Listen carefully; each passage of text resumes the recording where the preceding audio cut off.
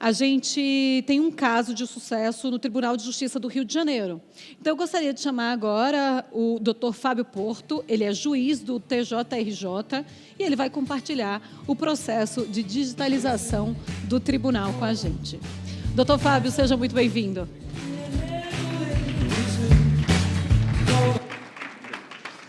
Fique à vontade. Bom, boa tarde a todos. Primeiro, está aí claro, né? Não sou da área, então já me desculpem antecipadamente qualquer situação que eu possa falhar aqui no que os senhores conhecem muito melhor do que eu. E assistindo a última palestra, eu quase resolvi mudar a palestra toda aqui, porque muito me interessa essa questão da LGPD e como nós estamos tratando dados no Brasil atualmente e o que teremos de que tratar para menos de um ano à frente. Eu acho que estão dando muito pouca atenção a essa matéria. Mas eu não vou fazer isso não, porque senão os meus agradecimentos começam aqui, né? A Maria, a Clarice, Dr. Bruno, da Vertil, que me convidaram e, gentilmente, tentamos aqui montar algo que atendesse ao público. Eu já agradeço o convite imensamente, agradeço em meu nome, em nome do tribunal, e agradeço a atenção toda que me foi dispensada aí por essa brilhante equipe. Bom, eu vou começar desrespeitando uma regra que aprendi. Eu dou aula há 16 anos e um grande professor, quando eu comecei a dar aula, me avisou uma coisa. Quando fosse dar palestra, algumas regras básicas tinham que ser obedecidas. Primeira, nunca falar depois de pessoas melhores que você. Então, essa já foi embora. A segunda, nunca fale depois do almoço, mas nunca, porque depois do almoço é sempre um problema. As pessoas tendem a ficar com, né, aquele cansaço natural da digestão. Então, estou desrespeitando a segunda regra. E a terceira, ele falou, se você não conseguir evitar tudo isso, pelo menos conta uma história engraçada no início da palestra, porque as pessoas não vão lembrar de nada do que você falou, mas vão lembrar da história. E eu não consegui lembrar de nenhuma história engraçada que eu pudesse comovê-los aqui, então eu vou pedir desculpa, vou desrespeitar tudo isso. E o tempo também corre aqui contra. A gente precisa ser rápido. Qual é a minha ideia?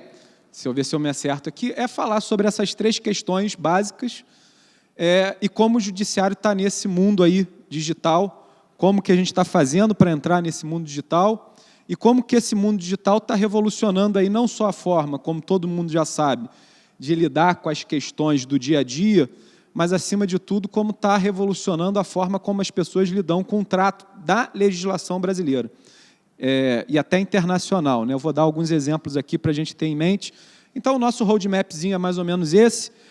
Revolução digital, vou passar muito rápido, porque eu acho que todo mundo aqui já falou, né? Eu não preciso ficar repetindo o que já foi dito, mas tudo isso começou basicamente com essas grandes tecnologias disruptivas, né? Algumas aqui são paradigmáticas. Eu vou dar um exemplo aqui, que eu tenho um filho de 10 anos de idade, vai fazer 10 anos, e aí, pai geralmente leva a criança para ver filme de super-herói. Estávamos vendo Capitão Marvel, e em um determinado momento do filme, a Capitã Marvel cai dentro de uma loja da Blockbuster. Aí começa todo mundo a rir no cinema, os mais velhos, né, os pais. Aí meu filho me cutuca, pai, o que vocês estão rindo? Eu falei, filha, é porque isso aí você nunca vai ver. Mas era onde papai assistia os filmes que hoje você vai no Netflix e assiste. Era assim que a gente fazia, a gente ia numa loja, tinha que escolher um filme, passar uma série de filmes, uma série de prateleiras e escolher. Hoje não faz mais isso. Essa juventude não vai ver mais isso. Então, assim, isso é disrupção, né? Acabou com um modelo de negócio que estava sedimentado há algum tempo, em larga escala. Isso está acontecendo em várias atividades, né, do mundo. Airbnb, quantidade de hoje de imóveis disponíveis para, eu não vou nem chamar de aluguel, porque tem uma discussão jurídica muito grande quanto ao negócio jurídico ali, mas vamos dar um outro exemplo do Spotify. Eu tenho uma coleção enorme de CD até hoje lá em casa. Nunca mais peguei um, né? Eu não vou dar o furo aqui do Dr. Emanuel, que por sinal fez uma excelente apresentação, mas eu gosto de rock, né? Não vou chamar Bob Dylan de roqueiro. Não vou fazer isso não, tá? Tá desculpado, porque foi muito boa a apresentação, mas, pô, coitado do Bob Dylan. E coitado dos roqueiros.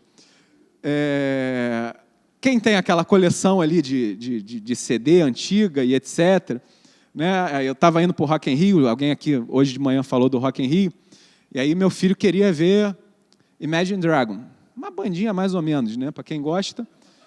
Aí eu falei, filho, eu estava meio relutante aí, ele, não, pai, mas por que você não gosta? Eu falei, vou te mostrar o que é música.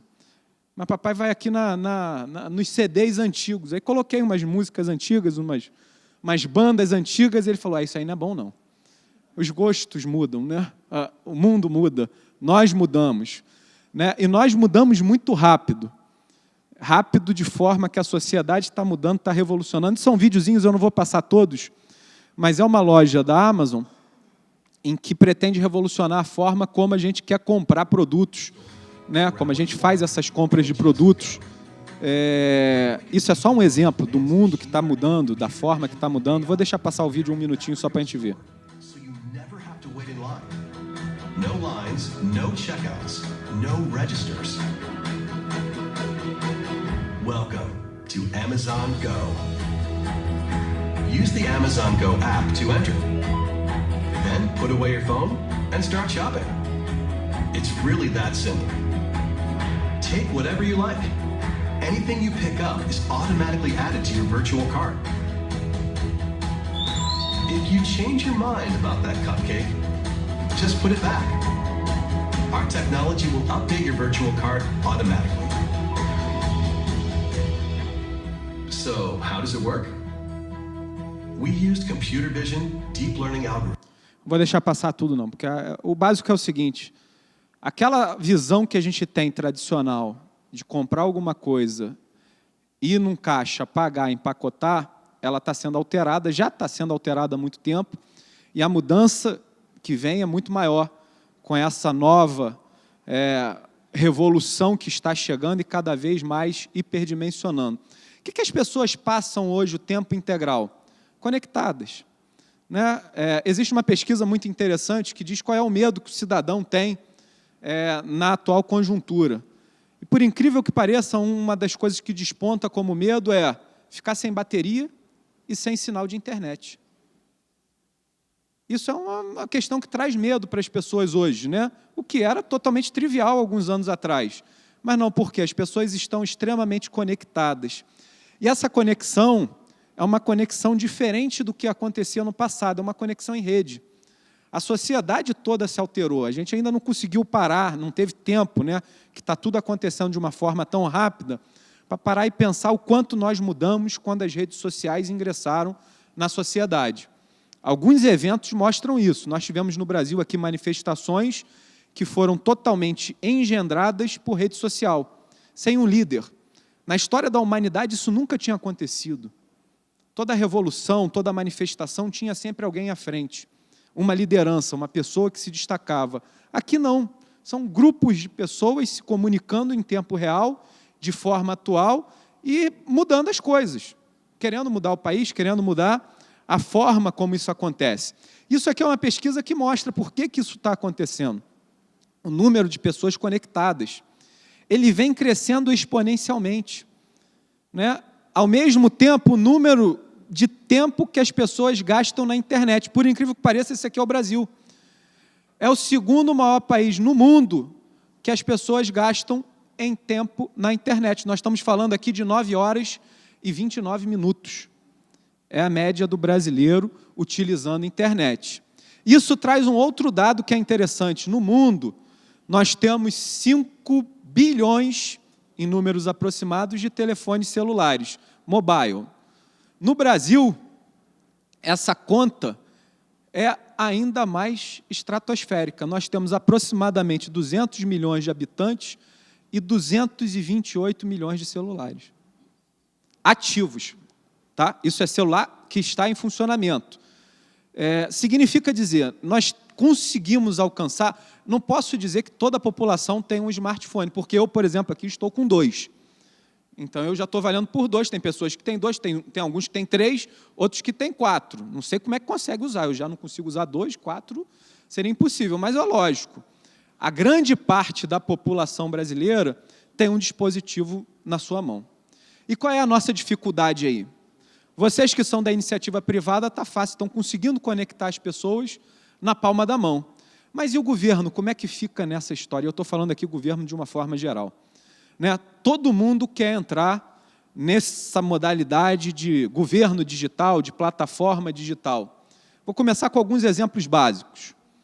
O tempo no Brasil médio para abrir uma empresa é de 80 dias. Isso com um bom despachante, com uma boa equipe para superar todos esses problemas que estão aqui narrados. A gente tem uma burocracia extremamente elevada, um excesso de formalidades, são vários órgãos, uma ausência de atuação conjunta desses órgãos, e isso gera, sem sombra de dúvida, uma lentidão. Então, não vou pegar nenhum país da Europa ou do dito primeiro mundo.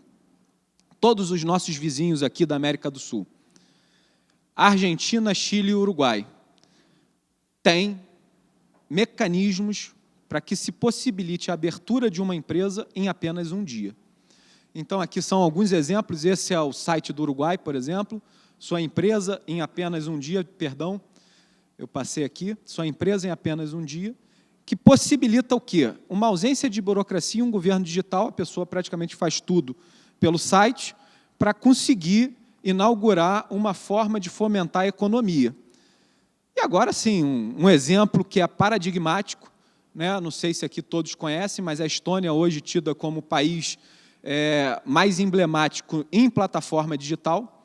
Você consegue fazer tudo, isso aí é o site da Estônia, tá? Eu estou só filmando ali. Você consegue fazer tudo pela internet, absolutamente tudo. Né? Ano passado a gente teve um encontro que discutia, né, as tendências de tecnologia no direito, e veio um representante da Estônia, e ele até brincou que a maior discussão que se teve lá foi descobrir o que se ia obrigar o cidadão a comparecer no departamento do Estado. Né? A discussão maior foi sobre o casamento, porque tinha gente no governo tendente a dizer que nem para casar o cara precisava comparecer. Assim, não, já conhece o namorado pela internet, já namora pela internet, para casar não precisa comparecer, casa também via digital. Só que eles não concordaram com isso, acabaram impondo ao cidadão a necessidade de comparecer no ato do casamento. Mas isso aqui, meus senhores, traz o reflexo da economia. O PIB deles saiu de 6 mil dólares para 33 mil dólares. 33 mil dólares. Isso possibilitado por quê? Uma forma de identificação única do cidadão. Hoje, qualquer um de vocês pode pedir e vai receber pelo correio um cidadão que vai lhe dar um cartão, que é o chamado Estônia, e você vai poder fazer qualquer coisa na Estônia sem sequer pisar lá. Você pode abrir uma empresa, você pode realizar negócios, você pode demandar do governo alguma coisa, simplesmente com isso aqui. Ah, mas a Estônia é um país pequeno, é um país que está na Europa, no mercado comum europeu. Tá bom, então vamos para a Índia, que é um país com uma população quase 5 vezes maior que a do Brasil, e está fazendo isso, cadastrando todos os seus cidadãos, chamada AAR, quem quiser, né, pode pesquisar, isso está na internet. Hoje ele já tem 70% da população com uma única identificação na Índia. E o Brasil? Né? O Brasil, nós temos isso aí. Por incrível que pareça, legalmente, tá? Isso aqui não é nada ilegal, hein? Isso aqui é uma reportagem da Folha. O repórter da Folha correu os 27 estados da Federação, Distrito Federal, e tirou uma carteira de identidade em cada um deles. Tudo legal. Não estou falando de falsificação, que é outro problema. Isso é legal.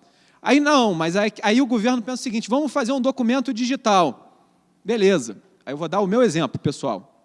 Eu gosto de pegar onda, sou do Rio de Janeiro, né? Todo carioca pega onda e luta jiu-jitsu, ou deveria. Estou ficando velho, diz meu filho, né, pai? Você não pode mais se aventurar assim e tal, mas a gente ainda tenta. Aí eu estou voltando da praia com meu filho, prancha no REC. Tinha lido tempos atrás que o governo disponibilizou uma plataforma digital para carteira. Beleza, vou entrar na água, não vou levar mais carteira. Botei no celular tanto a carteira quanto o documento do carro. Sou parado às 6h35 da manhã, saindo da praia, numa blitz na linha amarela, que eu moro em Niterói, no melhor lado da poça. Aí o cidadão me pede carteira. Aí eu mostrei o celular e falou: ah, não, o senhor está de brincadeira, isso aqui qualquer um faz. Eu quero a carteira. Eu falei: mas, meu senhor, isso aí tem validade legal. Tem não. O senhor não tem a carteira? Não. Documento do carro está aí também? Não, isso não vale nada. Vamos para a delegacia. Eu fui parar na delegacia. Porque o documento digital não é aceito pela força de polícia. Então, assim, isso é o Brasil, meus senhores. Infelizmente, a gente tem que mudar isso, né? O governo tem 48 aplicativos. Desses 48, menos de 13% da população já baixaram. Há uma pesquisa que diz que... Perdão, pulei aqui. Esses são os aplicativos mais utilizados, né? Um aplicativo do governo é a Caixa Econômica Federal, que é banco. Todo mundo tem um aplicativo de banco aqui, então tem que desconsiderar ele. Os outros têm uma percepção muito pequena e há uma tendência de 58% da população de gostar de mais tecnologia. Querer mais tecnologia, querer mais aplicativo. Só que a gente tem que fazer isso de uma forma integrada, não do jeito que estamos fazendo. Né? Cada um faz um aplicativo, faz um negocinho aqui que ninguém sabe para que serve, e quando sabe para que serve, diz que é uma porcaria. Fazer isso não é fácil. Essa grande transformação digital é que nós temos que engajar o governo brasileiro. A sociedade já está passando por isso, mas o governo ainda não. E qual é o grande problema que a gente consegue identificar em tudo isso? O que é que o cidadão quer? O cidadão quer tudo num lugar só. É governo? Tá bom, então eu tenho um aplicativo do governo. Eu posso até segmentar em áreas de governo. Isso aqui é executivo, isso é legislativo, isso é judiciário. Mas que pelo menos 3 aplicativos atendam esses segmentos de governo. E qual é a nossa dificuldade? Nós trabalhamos em silos. Eu tenho um silo para a administração, eu tenho um silo para negócio, eu tenho um silo para a defesa, eu tenho um silo para a educação, para a saúde, relações internacionais, justiça, segurança pública e por aí vai. É que não cabe aqui na tela. Não cabe. E aí cada silo desse aqui está fazendo alguma coisa. Ó. Isso é dinheiro público, vou repetir, é dinheiro público sendo gasto infinitamente para a mesma coisa. Eu estou armazenando dado, eu estou analisando dado, eu estou criando uma infraestrutura para operar com esses dados, porque eu não consigo trabalhar numa forma linear. Esse é o problema. Se a gente não enfrentar este problema, não tem solução. A gente tem que primeiro enfrentar o problema. Quando eu enfrentar o problema, eu posso começar a pensar em solução. Isso aqui é um estudo da Gartner, né? Aquele Hypercycle que todo mundo já conhece, do que a gente quer. E o primeiro passo, sem sombra de dúvida, é transformação do governo digital. A gente precisa acabar com esses silos. Eu não quero pegar a crista da onda ali, não, mas é dar o primeiro passo. E aí eu vou chegar onde eu preciso chegar, porque eu já estou próximo do meu final. Aonde entra o judiciário nisso tudo? Como é que a gente fica? O que o cidadão quer do judiciário? O cidadão quer o judiciário na palma da mão. A empresa é de Recife, eu tive há pouco tempo no Recife fazendo uma palestra lá, e aí um desembargador do Tribunal de Justiça de Pernambuco me veio com uma expressão que eu gravei. Ele falou assim, Fábio, o que o cidadão quer é a justiça caldo de cana. Você bota a cana de um lado, sai o caldo do outro na mesma hora. Só que isso não é possível. Infelizmente, isso não é possível, mas eu gravei essa expressão. O cidadão quer a justiça caldo de cana. Eu vou falar para o meu filho que ele não consegue ficar 3 segundos quando a internet dá uma oscilada, que ele está jogando a porcaria do Fortnite, sei lá, que porcaria aquela. Aí que cai toda a ligação com todos os amigos dele, ele fica irado. Que ele vai esperar 9 anos uma solução na justiça? Ele não vai. Sinceramente, essa garotada não vai. A gente tem que dar uma solução para isso. Isso está gerando uma nova percepção de como as pessoas estão lidando com o contrato. Isso aqui é a visão tradicional. Como é que a gente faz um contrato, qualquer contrato? Vocês fazem contrato toda hora, a todo instante, embora sem saber. As partes podem acordar. Eu quero vender um carro. Quanto custa? 100 mil. Tá bom, então 100 mil aqui. Eu entrego o carro. Fiz um contrato, ainda que verbal. Ele existe. Se der algum problema, o carro veio quebrado, você me vendeu um carro que não funciona. O que é o modelo tradicional? Esse cidadão vai nesse lugarzinho aqui, esse lugarzinho aqui chama justiça. E ela vai ter que dizer, olha, realmente, você vendeu um carro quebrado, devolve o dinheiro. E aí entra para executar isso. Você devolve ou você apreende o carro ou você apreende o dinheiro. Isso é um modelo tradicional. O que está acontecendo hoje com esses chamados smart contracts? No modelo tradicional, eles estão riscando uma parte muito importante aqui, que é a justiça. Isso já está acontecendo. A gente tem alguns exemplos aí, eu vou ver se dá tempo aqui na apresentação, mas esse é um exemplo deles. Today, he's building a website for Alice. When it's done, he sends Alice the invoice. But there's just one problem. Alice isn't happy. It's not how she wanted the site to look. And now Alice won't pay, which makes Bob unhappy. So now everyone's unhappy. But it didn't have to be this way. If Bob and Alice had just used Kleros, this could all have been settled. Kleros is a blockchain dispute resolution layer that provides fast, secure, and affordable arbitration for virtually everything. At the start of the project, Alice's funds are locked into a smart contract. If Alice is happy with the job, Bob receives payment. If there's a dispute, Kleros uses crowdsourced jurors to consider the evidence and settle the dispute. Jurors analyse the evidence and consider both sides of the story. On this occasion, they side with Alice and vote her to be the winner. Their decision is automatically enforced and the arbitration fees are collected, all performed on the blockchain. Freelancing, crowdfunding, curated list. Os juros ali, né, os jurados, hoje entenda-se um componente de inteligência artificial. Então, assim, é isso que a sociedade está clamando por isso. Eu quero uma solução rápida, eu não quero ir para alguém, o próprio contrato resolve isso. E nessa sociedade conectada, como é que as pessoas estão vendo o judiciário? E aqui eu vou dar meu ponto de vista, eu gosto de usar essa expressão do professor Leonardo Boff. Todo ponto de vista é a vista de um determinado ponto. E o exemplo ali é muito claro, né? O cidadão que está nessa ponta aqui está vendo o número 6 e o outro que está vendo aqui está vendo o número 9. Quem está certo? Os dois. Só que depende do ângulo de visão que você está olhando. Um vai estar vendo 6, o outro vai estar vendo 9. Eu não posso dizer que um está errado. Eles estão vendo a mesma situação sob pontos de vista distintos. Isso acontece, a gente está vivendo uma crise hoje, uma crise real, uma crise indiscutível, porque a sociedade já está vivendo um novo mundo, uma nova era. E essa nova era não chegou ainda no judiciário, né? A gente ainda está num momento do passado que precisa evoluir, e essa passagem do passado para o presente, para o futuro, é que gera crise. Então, crise é o retrato de uma situação em que o velho já se foi e que o novo ainda não chegou. Como diz Gramsci, a crise consiste precisamente no fato de que o velho está morrendo e o novo ainda não pôde nascer. A sociedade já está na chamada quarta revolução digital, ou quarta revolução industrial, e nós ainda não chegamos nela, nós, quando eu digo poder público de uma forma geral, e o judiciário. E qual é o problema? O problema é que está se vendendo muita tecnologia aí, que essa propaganda replica o que eu chamo dessa tecnologia Ipiranga. Onde que eu abasteço com desconto? Lá. Posto Ipiranga. E onde que eu acho padaria? Posto Ipiranga. E acho passagem aérea? Oh! Ih, passagem aérea, hein? Posto Ipiranga! Posto Ipiranga. Que tecnologia, hein? Se vai perguntar, pergunta. Tem muita gente que está usando essa tecnologia aí, achando que está usando inteligência de ponta, inteligência artificial, machine learning, rede neural.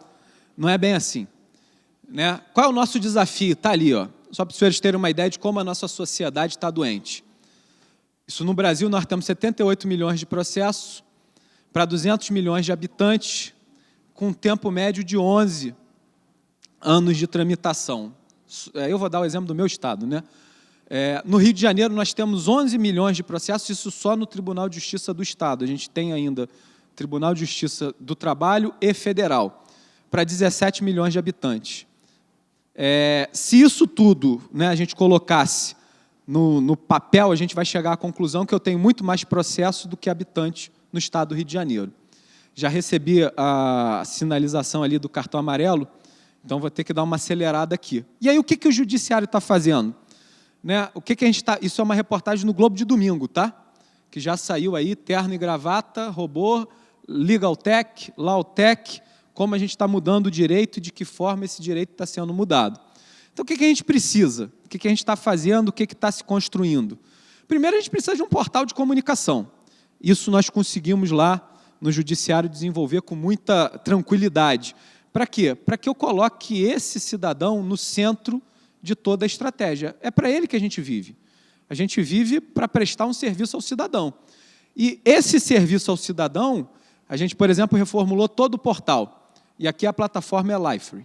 Né? Todo portal a gente tem uma forma de comunicação, a gente tem uma forma de integração com os clientes de uma forma geral, com os usuários, com os servidores, com os magistrados. A gente gerou portais específicos de consulta, de forma que eles conseguem interagir com as redes sociais também, buscando o quê? Buscando um primeiro passo de uma grande evolução que a sociedade está vivendo e que ela precisa se modernizar também no campo do setor público.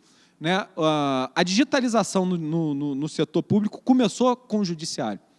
Né? O judiciário foi a primeira ponta de lança em transformar processo físico em eletrônico. E daí para frente, hoje, 99% dos nossos processos já são eletrônicos. Então, tudo que entra, praticamente entra na forma anato digital, o que já é uma grande revolução. Né? Vários países, por exemplo, da Europa, não têm isso. Ainda é tudo no papel. A gente já está muito à frente. E esses serviços ajudam, e ajudam muito. Então, hoje a gente tem uma multiplataforma, o cara pode usar tanto no desktop quanto no mobile. Temos lançamentos de aplicativos para que a população possa se valer disso, receber comunicações.